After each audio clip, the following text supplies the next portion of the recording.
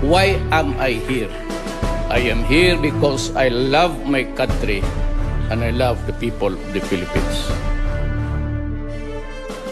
Work for the nation. Madaling sabihin, ang hirap gawin kung hindi ikaw si President Rodrigo Roa Duterte. Pero pinatatag na siya ng panahon. That is why he walks the talk. Sa kanyang kampanya kontra droga, walang sinisino, pulisman o sibilyan, pinapanagot. Sincero siya sa reformang nais. Kaya nagpatayo ng mega rehab center sa Nueva Ecija para sa 10,000 biktima ng droga. Ang National Bilibid Prison ang isa sa talamak na tulak sa bansa. Pero isa-isang nabulgar ang mga sangkot na sindikato kaya bumagsak silang lahat. Ang malakas na middle class magdadala ng pag-unlad. Kaya tinatapos na ng Pangulo sa buong bansa ang contractualization sa uring manggagawa. May malasakit ang Pangulo na walang hiling na kapalit. Ang OFWs na nawalan ng trabaho sa Saudi Arabia ay pinauwi na. Inayudahan ng pinansyal na pantawid sa pangailangan. Inalis niya ang patong-patong na requirement sa mga aplikante at nagtalaga ng one-stop service center. Kaya bumilis ang proseso ng mga dokumento ng OFWs. Pinatigil agad ang tanimbala at pinabilis ang libreng wifi sa NAIA. May mga bus pa ngayon mula airport hanggang sa mga major hubs sa mga pasahero ng NAIA. Pansinin niyo po, mas marespeto lalo ang mga empleyado ng gobyerno at mabilis ang mga serbisyo. Dahil sa Emergency Hotline 911 para sa police assistance at ang President's Hotline 8888 para isuplong ang fixers at abusadong mga taong gobyerno. Hindi na rin parusa ang pagkuha ng driver's license dahil ginawang 5 taon ang visa nito. Kung nagdagdag ang Pangulo ng pondo para sa edukasyon at pinalawig ang sakop ng alternative learning system para maraming bata ang makapag-aral, inuuna niya rin ang may mga sakit na kapos na tutulungan sila dahil sa Universal Health Insurance. Kumikilos sa isip, salita at gawa. Tinupad ng Pangulo ang pangakong dagdag sahod sa mga sundalo at pulis. Naasikaso niya pati ang mga sundalong nasugatan o namatay sa laban sa bawat pagbisita sa mga ospital o kampo nila.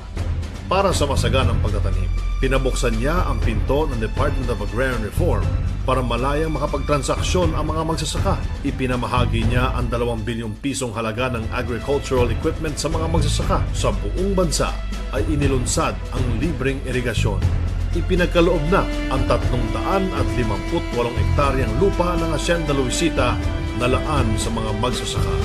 Pangulong may napakalaking puso. Dinagdagan niya ng 1 sakong bigas ang 4-piece cash assistance para sa mga hikaos nating kababayan. Sinapat din ang kakulangan ng kuryente sa 22 bayan sa Metro Manila at mga karatig po nito. Ang 50,000 na allowance ng mga Pilipinong atleta para sa Olympics ay ginawang 150,000 pesos. Naglunsad din ng travel assistance program sa mga pelikulang Pilipino na lalahok sa international exhibitions. Iisa lang ang tahanan ng tao. Ito ang planetang mundo na ewan kung bakit inaabuso. Ayaw ng Pangulo na may abusado.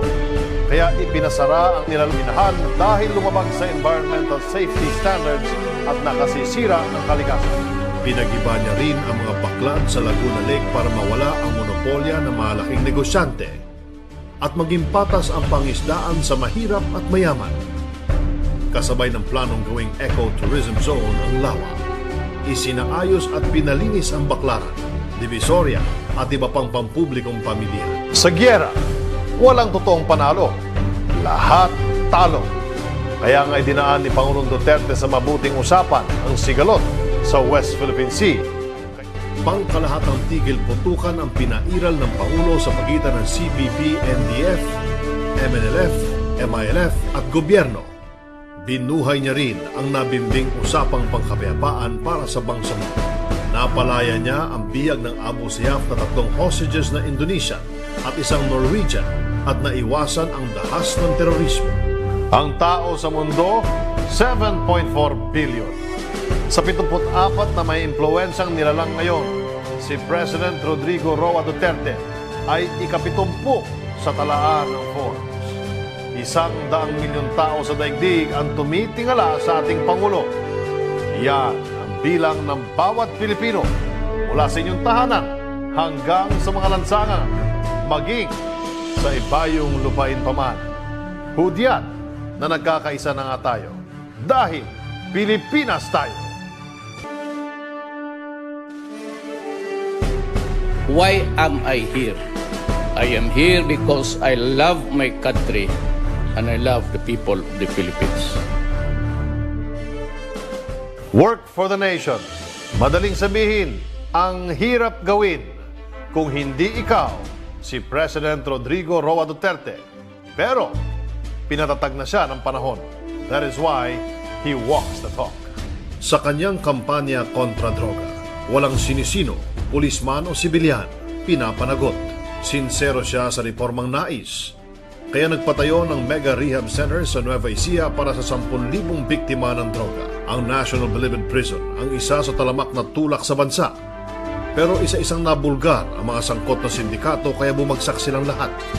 Ang malakas na middle class magdadala ng pag-unlad. Kaya tinatapos na ng Pangulo sa buong bansa ang contractualization sa uring manggagawa. May malasakit ang Pangulo na walang hiling na kapalit. Ang OFWs na nawala ng trabaho sa Saudi Arabia ay pinauwi na. Inayudahan ng pinansyal na pantawid sa pangailangan. Inalis niya ang patong-patong na requirement sa mga aplikante at nagtalaga ng one-stop service center. Kaya bumilis ang proseso ng mga dokumento ng OFWs. Pinatigil agad ang tanimbala at pinabilis ang libreng wifi sa NAIA.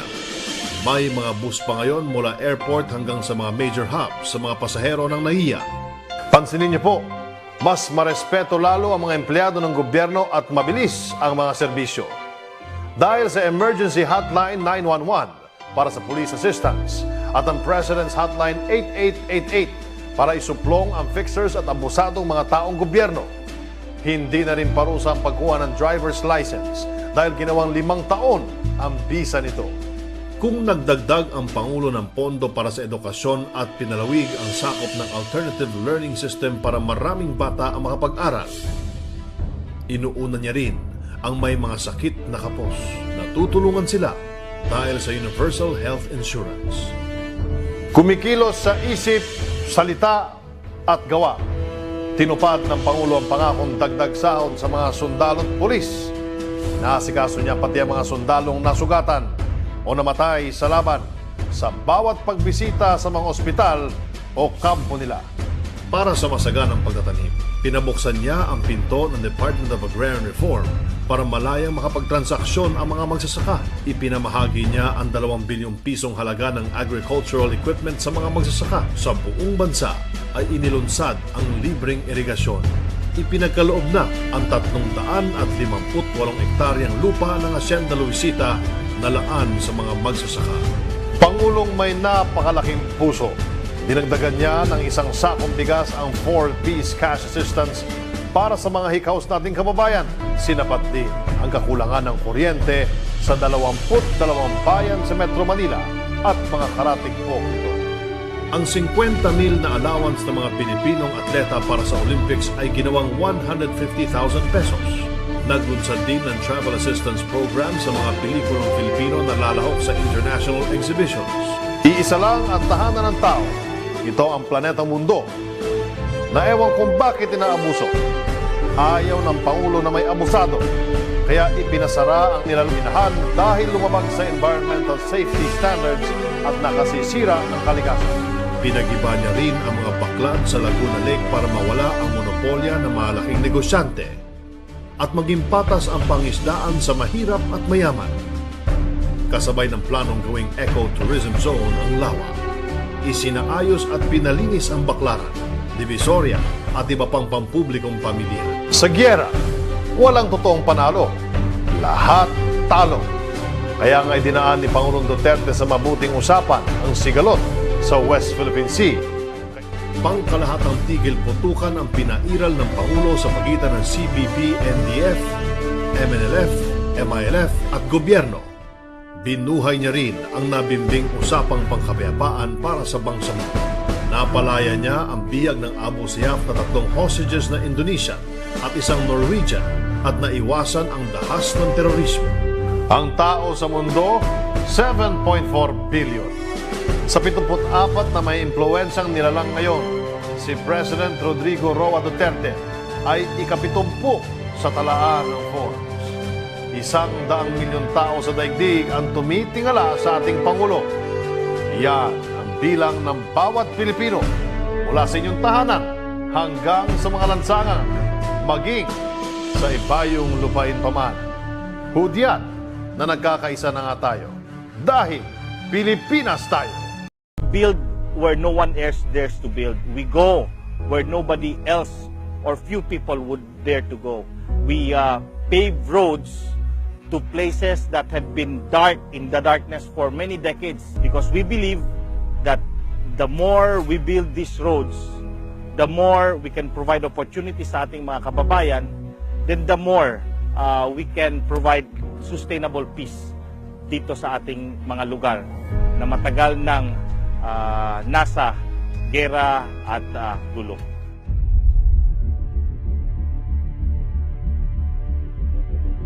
Mula sa liblib na barangay ng Sulu, patungo sa pinakadelikadong lugar, ay matapang at porsigidong hinarap ng DPWH ARMM ang pagsasagawa ng mga proyektong pakalsada at patubig para sa taong bayan.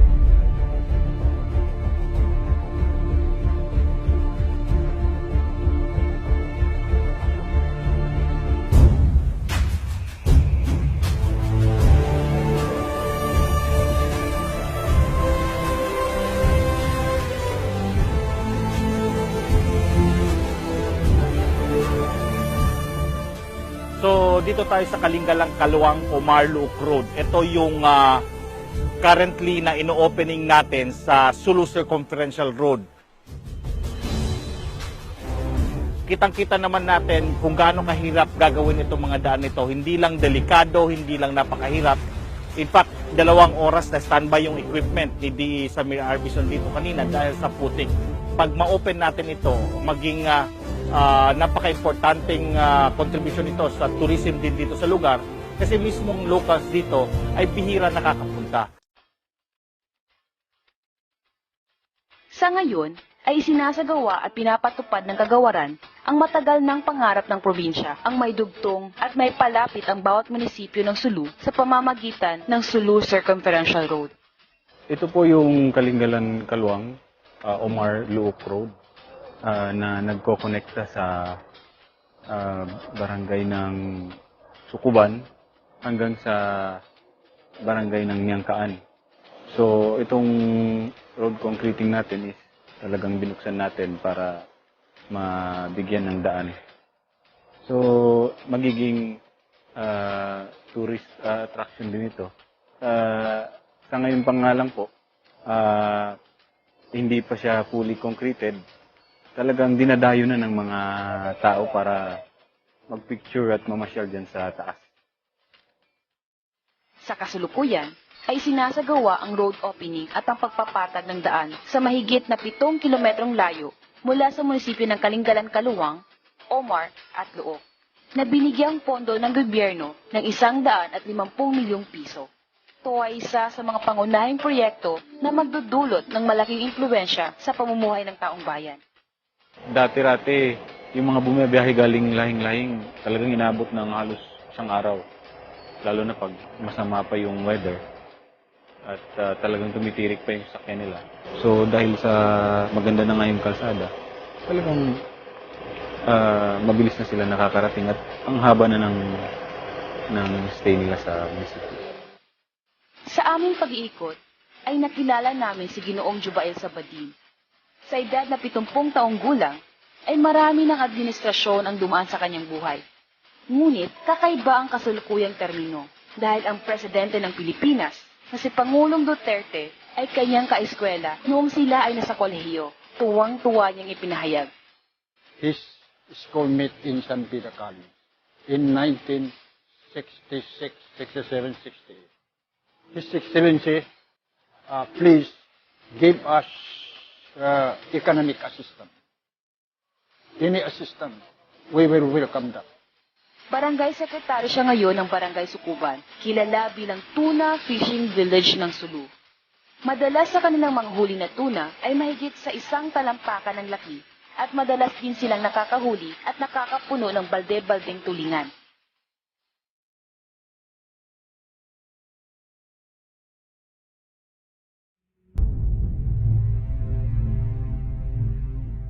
Marami sa mga naninirahan rito ay mga small-scale fisherman. Sila yung maasa lamang sa kanilang bangka, pamingwit at mga lambat bilang panghuli. Sa kadahilan ng 50 kilometro at mahigit 4 na oras ang biyaheng iginugugol ng mga residente upang marating ang sentrong bayan ng Hulusulu. Nailalaan nila ang malaking porsyento ng kanilang kinikita sa kanilang biyahe. Kaya ramdam pa rin nila ang kahirapan.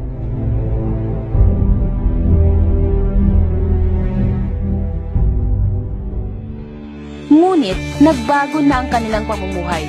Nadama na nila ang serbisyo ng gobyerno sa anyo ng pakalsada at patubig. Yung mga tao dito, in less than 10 minutes, nasa town na ng Luok. At from Luok, wala naman na silang problema sa kalsada papuntang Hulo. Dali na nilang dadala sa Hulo, and then from Hulo, andun naman yung mga commercial vessels papuntang Zamboanga. So, madali talaga nilang may lalabas itong mga products dito. Malaking ambag ang naidulot ng mga proyektong ito sa kanilang pamumuhay. Dahil sa nooy oras na biyahe sa bayan, ay inaabot na lamang sila ngayon ng minuto. Ngayon, nagpapasalamat kami sa regional government ng Autonomous Region of Mindanao na ganito ang development dumating dito sa Sukuban. Masaya kami at bumilis na ang aming hanap buhay dahil sa tulong ng armed government. Mayroon na rin mga pantalan na ipatayo sa kanilang bayan. Ito ay pinondohan ng halagang 5 milyong piso at ngayon malaya na nilang nagagamit. Nagpasalamat po kami sa mga gumawa ng mga kalsada namin kasi gumana ang buhay namin dito, pati na yung mga port po kasi nagawa na marami nang magkaano din ng mga mag-iisda, magdala dito ng mga isda, hindi na nahihirapan yung mga tao. Maraming salamat Governor Arm, kay Muji Bataman. Maraming salamat talaga. Para sa akin, lahat ng munisipyo ng Omar nag-benefit ng seaport na ito. Pero dati-rati kasi sa Luok pa sila nag-deduct. Tapos siguro mga nasa 15 kilometers pa yung nilalakbay nila papunta rito. So ngayon, may sarili silang seaport. Yung mga goods nila o kung ano yung mga kailangan nilang i-transport na gamit yung dagat niya. Madali na nilang natatransport ngayon. Yung tungod sa pagkala, dahil na hinang maritamo, malagmo to din karewan. Ibang insigpit sinwain un pendadi, makulit. Kahulit ang tuod kami, bisa rin magdagan na yung hatiang di, at tawarin kahakampuya un man, balo kay Diyaman, bihaon makawa na mo ng unitan. Yun dayaw sin para saan na mo. Iban magsukul tuod kami, regional governor, kan Ataman, sin tatabangan na nakakari, mahula na mo. Siya yung nakapalano di ibang sin congressman na mo, si Muner Alvison.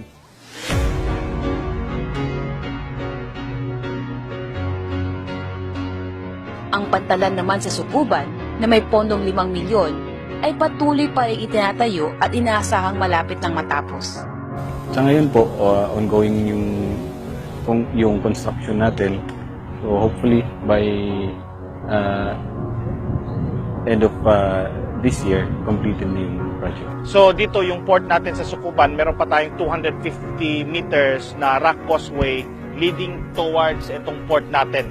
Na kita naman natin, nakatayo na at laking tulong sa ating mga kababayan dito sa 2nd District of Sulu na nangailangan ng mag-transport ng kanilang goods through dito sa pantalan na ito.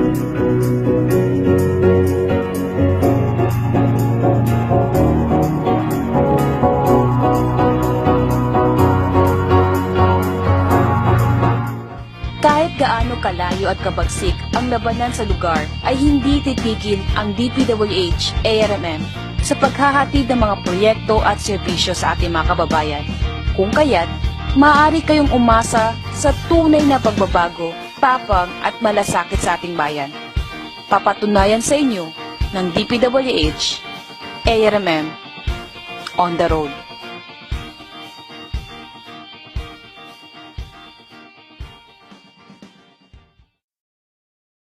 Just let me drop a few words about itong climate change. Now, Trump, presidente ng elect ng United States, decided to junk the Soviets a lot of garbage about climate change, and there's a treaty about controlling the carbon emissions dito sa atin. Alam mo, baski yung makina ng sakyanan, whenever there is even smoke, anything that really starts with burning, there's really carbon. Ang problema dyan is, yan lang ang kaya muna ng Pilipinas. They've been harping on so many things like solar and wind power, but unlike Batak, which faces the Taiwan Strait, maraming hangin doon. Dito, the wind current is almost going up. By the spin of planet Earth, invariably, yung hangin sinihigo pa doon sa itaas. Most of the time, the typhoons that come our way usually go up. It does not touch Mindanao. Now, the reason really for so many destructions dito facing Mindanao is there is really a climate change. You are a few more degrees higher than the last century. And ang mundo kasi nasanay na ganong temperatura, kaya, well, everything was really growing, including mankind. But yung ozone layer, pagka, yung cancer and everything, we cannot deny that we need to argue for the cause of preventing climate change. Wala tayong away dyan. Ang problema, itong climate change na binabatikos ako ng NGO. Pinagiba niya rin ang mga baklad sa Laguna Lake para mawala ang monopolya ng malaking negosyante at maging patas ang pangisdaan sa mahirap at mayaman. Kasabay ng planong gawing eco-tourism zone ang Lawa, isinaayos at pinalinis ang Baclaran, Divisoria at iba pang pampublikong pamilya. Sa giyera, walang totoong panalo. Lahat talo. Kaya nga idinaan ni Pangulong Duterte sa mabuting usapan ang sigalot sa West Philippine Sea. Pangkalahatang tigil putukan ang pinairal ng Pangulo sa pagitan ng CPP, NDF, MNLF, MILF at gobyerno. Binuhay niya rin ang nabimbing usapang pangkapayapaan para sa bansang. Napalaya niya ang bihag ng Abu Sayyaf na 3 hostages na Indonesian at isang Norwegian at naiwasan ang dahas ng terorismo. Ang tao sa mundo, 7.4 billion. Sa 74 na may impluwensang nilalang ngayon, si President Rodrigo Roa Duterte ay ika-70 sa talaan ng Forbes. 100 milyong tao sa daigdig ang tumitingala sa ating Pangulo. Yan ang bilang ng bawat Pilipino mula sa inyong tahanan hanggang sa mga lansangan, maging sa ibayong lupain pa man. Hudyat na nagkakaisa na nga tayo dahil Pilipinas tayo. Why am I here? I am here because I love my country and I love the people of the Philippines. Work for the nation. Madaling sabihin, ang hirap gawin kung hindi ikaw si President Rodrigo Roa Duterte. Pero pinatatag na siya ng panahon. That is why he walks the talk. Sa kanyang kampanya kontra droga, walang sinisino, pulisman o sibilyan, pinapanagot. Sincero siya sa reformang nais. Kaya nagpatayo ng mega rehab center sa Nueva Ecija para sa 10,000 biktima ng droga. Ang National Bilibid Prison ang isa sa talamak na tulak sa bansa. Pero isa-isang nabulgar ang mga sangkot na sindikato kaya bumagsak silang lahat. Ang malakas na middle class magdadala ng pag-unlad, kaya tinatapos na ng Pangulo sa buong bansa ang contractualization sa uring manggagawa. May malasakit ang Pangulo na walang hiling na kapalit. Ang OFWs na nawala ng trabaho sa Saudi Arabia ay pinauwi na. Inayudahan ng pinansyal na pantawid sa pangailangan.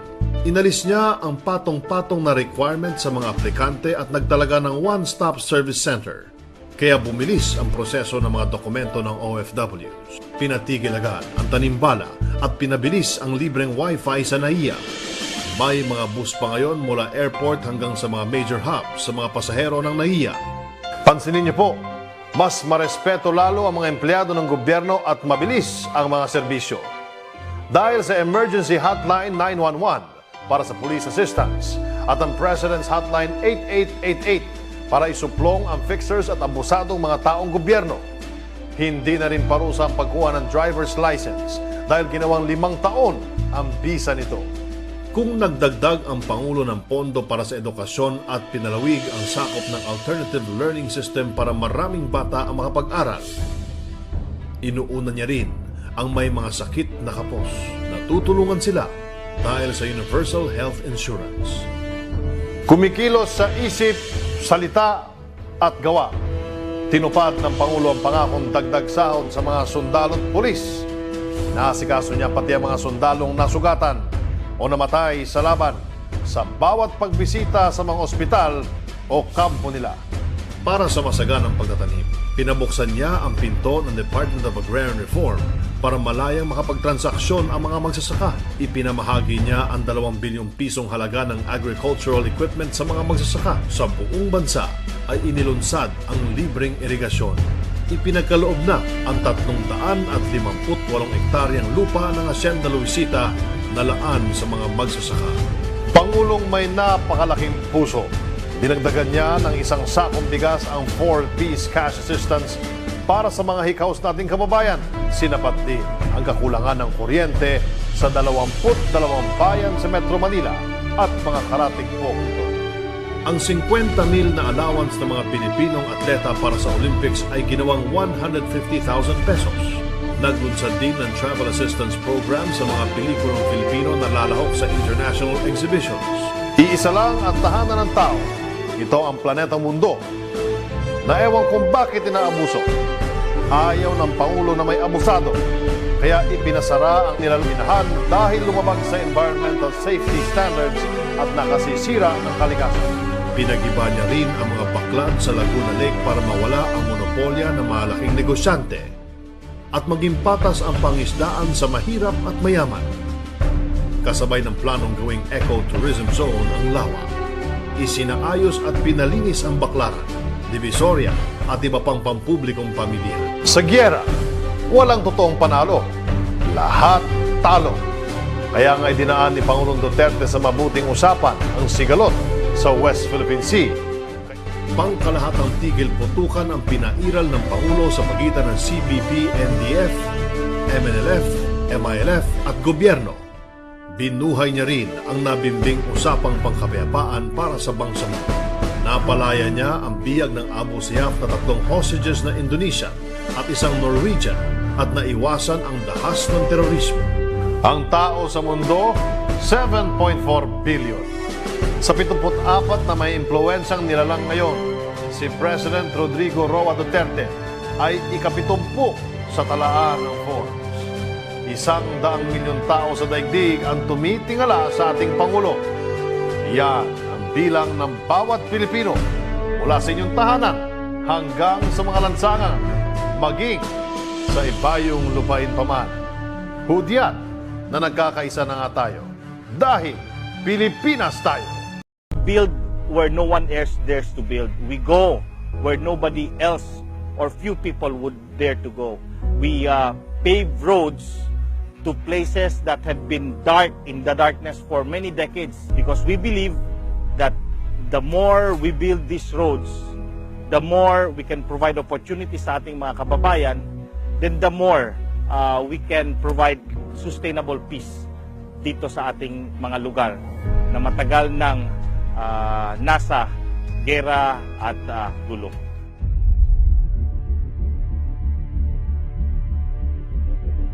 Mula sa liblib na barangay ng Sulu, patungo sa pinakadelikadong lugar, ay matapang at porsigidong hinarap ng DPWH. Why am I here?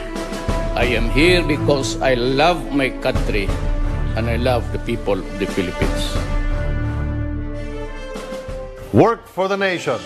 Madaling sabihin, ang hirap gawin kung hindi ikaw si President Rodrigo Roa Duterte. Pero pinatatag na siya ng panahon. That is why he walks the talk. Sa kanyang kampanya kontra droga, walang sinisino, pulisman o sibilyan, pinapanagot. Sinsero siya sa reformang nais.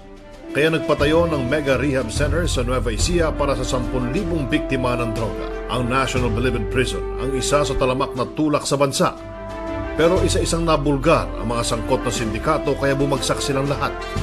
Ang malakas na middle class magdadala ng pag-unlad. Kaya tinatapos na ng Pangulo sa buong bansa ang contractualization sa uring manggagawa. May malasakit ang Pangulo na walang hiling na kapalit. Ang OFWs na nawalan ng trabaho sa Saudi Arabia ay pinauwi na. Inayudahan ng pinansyal na pantawid sa pangailangan. Inalis niya ang patong-patong na requirement sa mga aplikante at nagtalaga ng one-stop service center. Kaya bumilis ang proseso ng mga dokumento ng OFWs. Pinatigil agad ang tanimbala at pinabilis ang libreng wifi sa NAIA. May mga bus pa ngayon mula airport hanggang sa mga major hubs sa mga pasahero ng NAIA. Pansinin niyo po, mas marespeto lalo ang mga empleyado ng gobyerno at mabilis ang mga serbisyo. Dahil sa Emergency Hotline 911 para sa police assistance at ang President's Hotline 8888 para isuplong ang fixers at abusadong mga taong gobyerno. Hindi na rin parusa ang pagkuha ng driver's license dahil ginawang 5 taon ang bisa nito. Kung nagdagdag ang Pangulo ng pondo para sa edukasyon at pinalawig ang sakop ng alternative learning system para maraming bata ang makapag-aral, inuuna niya rin ang may mga sakit na kapos na tutulungan sila dahil sa Universal Health Insurance. Kumikilos sa isip, salita at gawa. Tinupad ng Pangulo ang pangakong dagdag sahod sa mga sundalo at pulis. Naasikaso niya pati ang mga sundalong nasugatan o namatay sa laban sa bawat pagbisita sa mga ospital o kampo nila. Para sa masaganang pagtatanim, pinabuksan niya ang pinto ng Department of Agrarian Reform para malayang makapagtransaksyon ang mga magsasaka. Ipinamahagi niya ang 2 bilyong pisong halaga ng agricultural equipment sa mga magsasaka. Sa buong bansa ay inilunsad ang libreng irigasyon. Ipinagkaloob na ang 358 hektaryang lupa ng Hacienda Luisita na laan sa mga magsasaka. Pangulong may napakalaking puso. Dinagdagan niya ng 1 sakong bigas ang 4-piece cash assistance para sa mga hikaos nating kababayan. Sinapat din ang kakulangan ng kuryente sa 22 bayan sa Metro Manila at mga karatig po nito. Ang 50,000 na allowance ng mga Pilipinong atleta para sa Olympics ay ginawang 150,000 pesos. Naglunsad din ng travel assistance program sa mga pelikulang Filipino na lalahok sa international exhibitions. Iisa lang ang tahanan ng tao. Ito ang planetang mundo na ewan kung bakit inaabuso. Ayaw ng Pangulo na may abusado. Kaya ipinasara ang nilaluminahan dahil lumabag sa environmental safety standards at nakasisira ng kalikasan. ARFM, ang pagsasagawa ng mga proyektong pakalsada at patubig para sa taong bayan.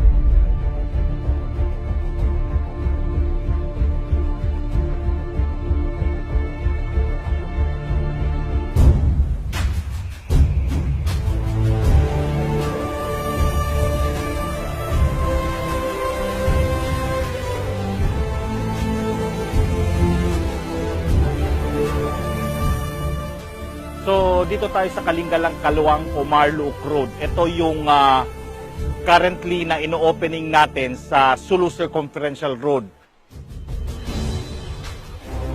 Kitang-kita naman natin kung gaano kahirap gagawin itong mga daan nito. Hindi lang delikado, hindi lang napakahirap. In fact, 2 oras na standby yung equipment ni Samir Arbison dito kanina dahil sa putik. Pag ma-open natin ito, maging napaka-importanting contribution ito sa tourism din dito sa lugar kasi mismong locals dito ay bihira nakakapunta. Sa ngayon, ay isinasagawa at pinapatupad ng kagawaran ang matagal ng pangarap ng probinsya, ang may dugtong at may palapit ang bawat munisipyo ng Sulu sa pamamagitan ng Sulu Circumferential Road. Ito po yung Kalingalan Kaluang, Omar Luok Road, na nagko-connecta sa barangay ng Sukuban hanggang sa barangay ng Niangkaan. So itong road concreting natin is talagang binuksan natin para mabigyan ng daan. So magiging tourist attraction din ito. Sa ngayon pa nga lang po, hindi pa siya fully concreted. Talagang dinadayo na ng mga tao para magpicture at mamasyal dyan sa taas. Sa kasulukuyan, ay sinasagawa ang road opening at ang pagpapatag ng daan sa mahigit na 7 kilometrong layo mula sa munisipyo ng Kalingalan, Kaluwang, Omar at Luok, na binigyang pondo ng gobyerno ng 150 milyong piso. Ito ay isa sa mga pangunahing proyekto na magdudulot ng malaking impluwensya sa pamumuhay ng taong bayan. Dati-rati, yung mga bumibiyahe galing lahing-lahing, talagang inabot ng halos isang araw. Lalo na pag masama pa yung weather at talagang tumitirik pa yung sakyan nila. So dahil sa maganda na nga yung kalsada, talagang mabilis na sila nakakarating at ang haba na ng stay nila sa munisipyo. Sa aming pag-iikot, ay nakilala namin si Ginoong Jubael Sabadin. Sa edad na 70 taong gulang, ay marami ng administrasyon ang dumaan sa kanyang buhay. Ngunit kakaiba ang kasalukuyang termino dahil ang presidente ng Pilipinas na si Pangulong Duterte ay kanyang kaeskwela noong sila ay nasa kolehiyo. Tuwang-tuwa niyang ipinahayag. His schoolmate in San Pedro College in 1966, 67, 68. His Excellency, please give us economic assistance. Any assistance, we will welcome that. Barangay Sekretary siya ngayon ng Barangay Sukuban, kilala bilang Tuna Fishing Village ng Sulu. Madalas sa kanilang mga huli na tuna ay mahigit sa 1 talampakan ng laki at madalas din silang nakakahuli at nakakapuno ng balde-baldeng tulingan.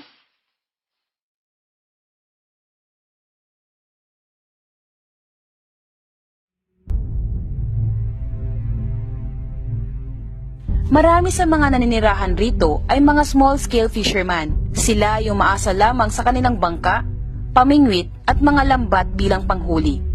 Sa kadahilan ng 50 kilometro at mahigit 4 na oras ang biyaheng iginugugol ng mga residente upang marating ang sentrong bayan ng Hulo-Sulu. Nailalaan nila ang malaking porsyento ng kanilang kinikita sa kanilang biyahe. Kaya ramdam pa rin nila ang kahirapan.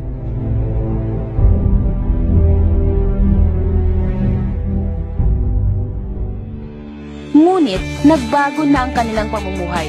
Nadama na nila ang serbisyo ng gobyerno sa anyo ng pakalsada at patubig. Yung mga tao dito, in less than 10 minutes, nasa town na ng Luok. At from Luok, wala naman na silang problema sa kalsada papuntang Hulo. Dali na nilang dadala sa Hulo, and then from Hulo, andun naman yung mga commercial vessels papuntang Zamboanga. So, madali talaga nilang may lalabas itong mga products dito. Malaking ambag ang naidulot ng mga proyektong ito sa kanilang pamumuhay. Dahil sa nooy oras na biyahe sa bayan, ay inaabot na lamang sila ngayon ng minuto. Ngayon, nagpapasalamat kami sa regional government ng Autonomous Region of Mindanao na ganito ang development dumating dito sa Sukuban. Masaya kami at bumilis na ang aming hanap buhay dahil sa tulong ng armed government. Mayroon na rin mga pantalan na ipatayo sa kanilang bayan. Ito ay pinondohan ng halagang 5 milyong piso at ngayon malaya na nilang nagagamit.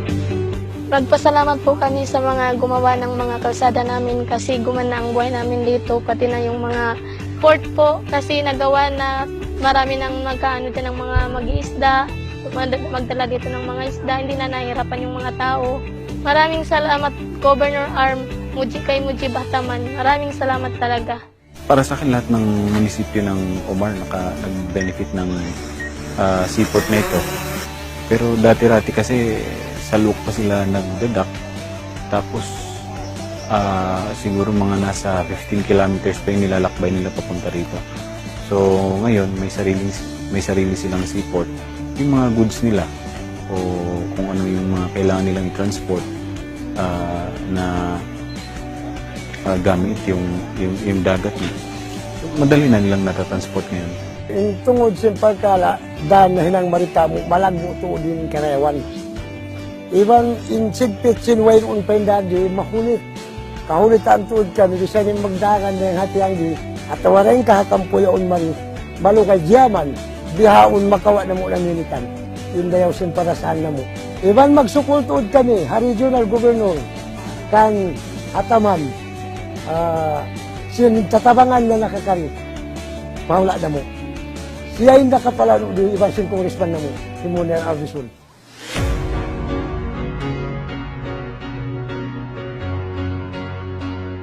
Ang pantalan naman sa Sukuban na may pondong 5 milyon ay patuloy pa ay itinatayo at inaasahang malapit ng matapos. Sa ngayon po, ongoing yung construction natin.